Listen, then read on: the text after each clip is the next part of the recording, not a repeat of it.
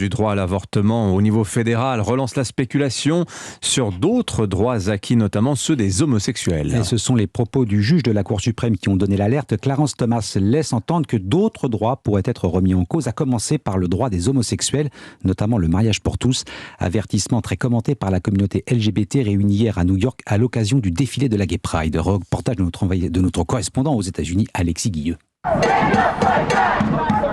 De la fierté, mais aussi beaucoup de colère et d'inquiétude dans les rangs des manifestants. Nick et Reggie sont mariés depuis 5 ans.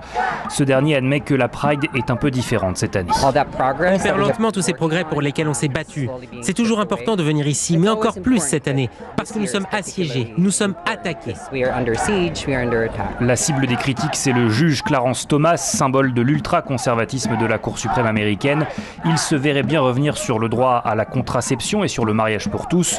Sous ses cils peints aux couleurs de l'arc-en-ciel, le regard d'Abigail est noir. Elle s'adresse directement au magistrat. Vous êtes-vous penché sur la légalité de vos propos? Prenez-vous seulement en compte votre religion? J'aimerais simplement lui demander d'où vient sa logique et j'essaierai de savoir s'il a un argument valable. Je parie qu'il n'en a pas. Alors pour le moment, aucun autre juge ne partage la position de Clarence Thomas, mais comme Jérémy l'explique, pour les personnes queer, le combat est permanent. Sur mon panneau, c'est écrit: la Pride a commencé comme une manifestation, la Pride est et sera toujours une manifestation. L'existence des personnes queer est une manifestation, c'est triste mais c'est vrai. Tous le reconnaissent, la défense de leurs droits passe par d'autres manifestations et par le vote, à commencer par les élections de mi-mandat en novembre prochain. New York, Alexis Guilleux, Europe 1. Et la marche des fiertés homosexuelles, les autorités turques ne veulent pas en entendre parler.